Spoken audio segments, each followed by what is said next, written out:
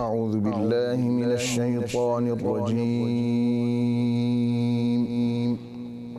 بسم الله الرحمن الرحيم.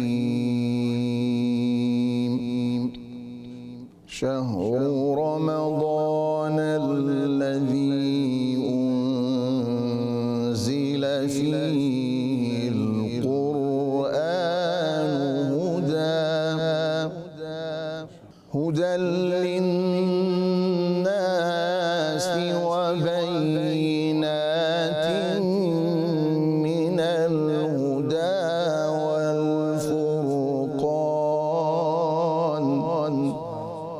فمن شهد منكم الشهر فليصم، ومن كان مريضا أو على سفر